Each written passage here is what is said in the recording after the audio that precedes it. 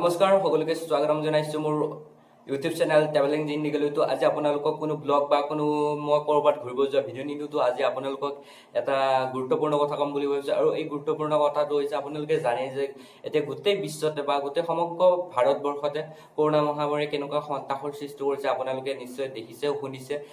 টিভিয়ে বাতৰি কাকতে বৰ্তমান এইবিলাক নিউজে বেছি ফ'কাছ হৈ আছে। আৰু আপোনালোকক এইটো ক'ব বিচাৰিছোঁ যে কৰোণা মহামাৰীৰ পৰা আপোনালোকে বাচিব কেনেদৰে।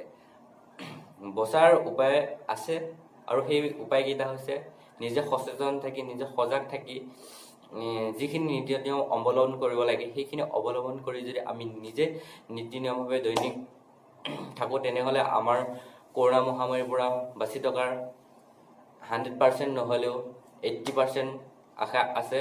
তো সেইকেইটা হৈছে বৰ্তমান কৰোণা মহামাৰীয়ে যিটো সন্ত্ৰাস সৃষ্টি কৰিছে আপোনালোকে গম পাইছে। সমগ্ৰ ভাৰতবৰ্ষ তথা গোটেই বিশ্বতে কিমান মানুহ মৰিছে, হাজাৰ হাজাৰ মানুহ মৰিছে তো গম পাইছে।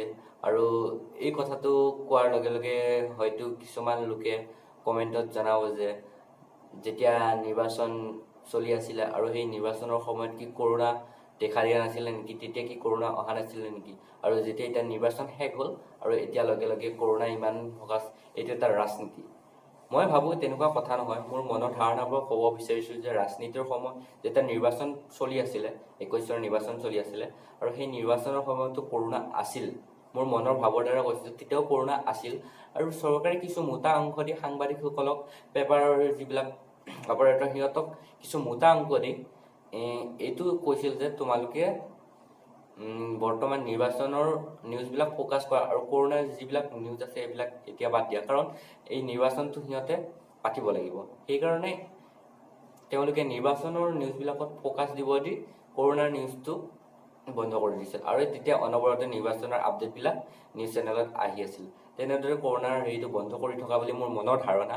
আৰু কিমান সঁচা মই সেইটো নাজানো, কিন্তু মোৰ মনৰ ধাৰণাৰ পৰা কৈছোঁ যদি তেনেকুৱা হৈছে হ'বও পাৰে, কাৰণ আমিতো আমিতো তেনে কৰিব নোৱাৰোঁ। তেনে ওপৰৰ এতিয়া মন্ত্ৰীবিলাকে আৰু তেওঁলোকে ৰাজগাদী পাইছে, তেওঁলোকৰ ইচ্ছামতে কাম তো তেওঁলোকে কৰিব পাৰে, তেনেকুৱাও হ'ব পাৰে। তো বৰ্তমান যিটো হৈছে তাক মিছা বুলি আপোনালোকে ভুল ধাৰণা নল'ব, কাৰণ বৰ্তমান কৰোণাটো সঁচাকৈ হৈছে। কিমান মানুহ মৰিছে আপোনালোকে হৈছে দেখিছেই নিশ্চয়, নিউজ চেনেলবিলাকত ডেইলি টেলিকাষ্ট হৈ আছে। তো আৰু এটা কথা ক'ব বিচাৰিছে নিউজ চেনেলবিলাকক এটা আহ্বান যে আপোনালোকে কৰোণাত কিমান মানুহ মৰিছে এই নিউজটো ফ'কাছ কৰিব নালাগে, কাৰণ কৰোণাৰ পৰা বাচি থাকিবলৈ কি কি কৰিব লাগিব, কেনেদৰে থাকিব লাগিব, এইবিলাক নিউজ ফ'কাছ কৰাতহে বেছিকৈ গুৰুত্বপূৰ্ণভাৱে লোৱাটো মই ভাবোঁ। কাৰণ কিমান মানুহ মৰিছে, কিমান কি হৈছে এইবিলাক দেখাই থাকিলে বহুতো মানুহে ডিপ্ৰেশ্যন ভুগিব। হয়, ৰাইজক সজাগ কৰিব লাগে আৰু সেই সজাগ কেনেদৰে কৰিব লাগে তাৰ ওপৰত গুৰুত্ব দিয়ক, ৰাইজক সজাগ কৰক। কিন্তু মানুহ কিমান মৰিছে সেইবিলাক দেখাই থাকিলে হয়তো বহুতে ডিপ্ৰেশ্যনত ভুগিব পাৰে। আৰু এটা কথা যে মানুহবিলাক আমাৰ সাধাৰণ ৰাইজৰ গাঁৱতো বহুত ভুল আছে, এইটোকে ভাবি আছে যে এইটো এটা ৰাজনীতি হয়, নিৰ্বাচনৰ সময়ত কৰোণা নহ'ল আৰু এতিয়া কৰোণা হৈছে। বহুতে এইটো এটা ভুল ধাৰণা লৈ তেনে কৰি আছে। আপোনালোকে দেখিছেই যে নিউজত দেখাই আছে কিমান মানুহ মৃত্যুবৰণ কৰিছে। গতিকে আপোনালোকে অলপ গুৰুত্বপূৰ্ণভাৱে কৰোণা যে এটা সাংঘাতিক মহামাৰী সেইটো অলপ গুৰুত্বপূৰ্ণ লৈ আপোনালোকে চলিবলৈ শিকক, তেতিয়াহে আপোনালোকে কৰোণাৰ সৈতে যুঁজিবলৈ সক্ষম হ'ব। নহ'লে কৰোণাই আপোনাক কৰোণাৰ পক্ষলৈ লৈ যাবলৈ বেছি টাইম নালাগিব। এইটোৱে যে বৰ্তমান কৰোণা মহামাৰীৰ যিটো সন্ত্ৰাস ল'বলৈ গৈ আছে আৰু এনেদৰে যদি আৰু 6 মাহৰ ভিতৰত বহু হাজাৰ হাজাৰ লোক নিধন হয় তেনেহ'লে আপোনালোকে ভাবক পৃথিৱীত কিমান জনসাধাৰণ কমি যাব। এইটো ক'ব বিচৰা নাই যে আপোনালোকে মৃত্যুক আঁকোৱালি লওক, ক'ব বিচাৰিছোঁ যে আপোনালোকে যিবিলাক নীতি নিয়ম চৰকাৰে বান্ধি দিছে তথা আপোনালোকে যিবিলাক নিজৰে আয়ত্ব কৰিব পাৰিছে সেই নীতি নিয়মবিলাক মানি আপোনালোকে চলক। আপোনালোকে কৰোণা মহামাৰীৰ পৰা নিশ্চয় আৰোগ্য হ'ব। আৰু নিউজ চেনেলবিলাকে যিমান নিউজ ফ'কাছ কৰি আছে যে কৰোণাত মৰিছে, কৰোণাৰ যিবিলাক লোক মৃত্যু হৈছে তাৰ দেহত 100% কৰোণাৰ বাবে সি বা সেই মানুহজন মৰা নাই। কাৰণ সেই মানুহজন মৰিবলৈ হ'লে সেই মানুহজনৰ আগতে কিছু দুৰাৰোগ্য ৰোগ বা কিছু দুৰ্বলতা বা কিছু বেমাৰ বা কিছু ৰোগ মানুহজনৰ দেহত থাকিব লাগিব। অকল যে কোভিডতে বা কৰোণাতে যে মানুহজন মৰিছে তেনে নহয়, অকল কৰোণা হ'লেও মানুহ বহুতো আৰোগ্য হৈছে। সেইটো হৈছে তেওঁলোকে নীতি নিয়মবিলাক ভালকে পালন কৰিছে, ডাক্তৰৰ পৰামৰ্শ ভালকে লৈছে, যাৰ বাবে তেওঁলোক আৰোগ্য হৈছে। আৰু যিবিলাক লোক বেলেগ দুৰাৰোগ্য ৰোগত ভুগি আছিল, তাৰ লগতে কৰোণা হৈছে, তেতিয়া দুইটা বস্তু সাংঘাতিকভাৱে আকৰ্ষণ কৰিছে। আৰু ডক্তৰে কৰোণাৰ চিকিৎসা কৰিব নে আগৰ ট্ৰিটমেণ্ট দিব, দুইটা বস্তু কৰিবৰ কাৰণে ডক্তৰে এটাই জানে যে বৰ্তমান কৰোণা হৈ আছে, কৰোণাৰ চিকিৎসা কৰিব লাগে। আৰু আগৰ বেমাৰটো তেওঁলোকে বাদেই দিছে। বাদ দি কৰোণাৰ চিকিৎসা কৰাৰ ফলত আগৰ বেমাৰটোৰ লগতে কৰোণাৰ মেডিচিনো কৰিছে, আগৰ বেমাৰটোৰ মেডিচিন কমি গৈছে, ফলত তেনেকুৱা ৰিয়েকশ্যন ঘটি বহুতো লোকৰো তেনেকুৱাও মৃত্যু হৈছে। সেইটো বৰ্তমান কৰোণা হোৱা বুলিয়েই ধৰা হৈছে। তো যিটো মহামাৰীৰ সৃষ্টি কৰিছে, গতিকে কৰোণা বুলি ধৰিবই লাগিব। তেনেকুৱা হৈও বহুতো মৰিছে বা মৃত্যুবৰণ কৰিছে। সেইকাৰণে আপোনালোকক কৈছোঁ যে অকল আপুনি যদি সুস্থ থাকে তেনেহ'লে আপোনাক যদিও কৰোণাই আক্ৰমণ কৰিবলৈ লয়, তথাপিও আপুনি কৰোণাৰ পৰা যুঁজি হ'লেও আপুনি আৰোগ্য লাভ কৰিব পাৰিব।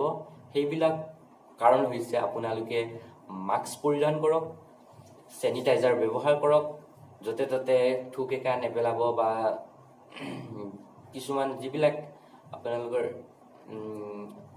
ৰোগ বিয়পি পৰে, ইজনৰ পৰা সিজনলৈ সহজে বিয়পি পৰা ৰোগ, তেনেবিলাক ৰোগৰ লক্ষণো বৰ্তমান হৈছে জ্বৰ, কাহ, চৰ্দি।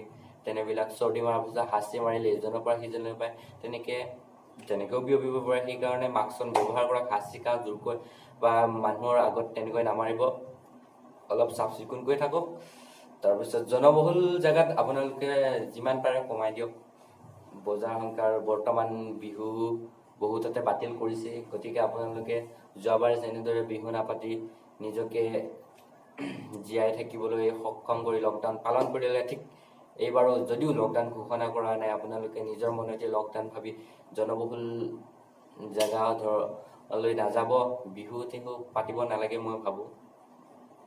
তেনেকে যদিও নিৰ্বাচনৰ সময়ত ৰাজনীতি কৰিলে বৰ্তমান কৰোণাটো সঁচাকৈ আহিছে, গতিকে ভিৰ ভাৰ বেছি কৰিব নালাগে।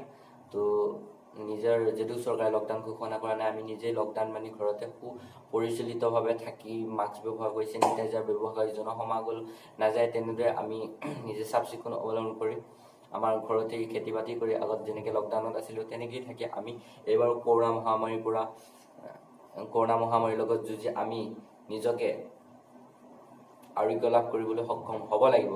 তেতিয়াহে আমি জীৱশ্ৰেষ্ঠ মানৱ বুলি নিজকে 100% গণ্য কৰিব পাৰোঁ। কাৰণ আমাক সকলোতকৈ জীৱশ্ৰেষ্ঠ মানৱ হিচাপে আমাক ভগৱানে পৃথিৱীলৈ পঠিয়াই দিছে। গতিকে আমাৰ মন, বিবেক, বুদ্ধিৰ দ্বাৰা আমি পৰিচালিত হৈ এই মহামাৰী কৰোণাৰ পৰা বাচিব লাগিব। গতিকে বেছি কথা মই ইমান নাজানো, তথাপিও যিখিনি মোৰ মনৰ পৰা আয়ত্ত কৰিব পাৰিছোঁ বা মোৰ বিদ্যা বুদ্ধি শক্তিৰ দ্বাৰা মই যিখিনি আয়ত্ত কৰিব পাৰিছোঁ, সেইখিনিৰ দ্বাৰা আপোনালোক কিবা এটা সৰুকৈ হ'লেও জ্ঞান দিবলৈ চেষ্টা কৰিছোঁ। তো আপোনালোকে যদি মোৰ এই সামান্য সৰু কথাটোকো অকণমান গুৰুত্বপূৰ্ণ কথা বুলি ভাবি লয় আৰু লৈ যদি আপোনাৰ লগতে আৰু দুজনকো তেনেদৰে সজাগ সচেতন কৰে, তেনেহ'লে আপোনাৰ লগতে আৰু দুজন হ'লেও এই ৰোগৰ লগত যুঁজ দি হ'লেও জীয়াই থাকিবলৈ সক্ষম হ'ব। গতিকে যিমান পাৰে এই ভিডিঅ'টো শ্বেয়াৰ কৰিব। মোক নকওঁ যে ভিডিঅ'টো লাইক কৰিব, যিমান পাৰে শ্বেয়াৰ কৰিব, তেতিয়াহ'লে আপোনালোকে আন দহজনেও কিবা এটা সৰুকৈ হ'লেও মটিভেশ্যনেল পাবলৈ সক্ষম হ'ব।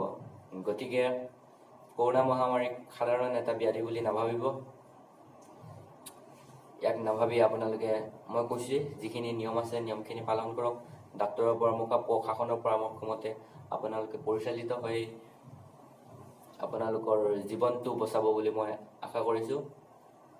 তো আকৌ শেষত কৈছোঁ, ভিডিঅ'টো লাইক কৰিব নালাগে, যদি পাৰে শ্বেয়াৰ কৰিব।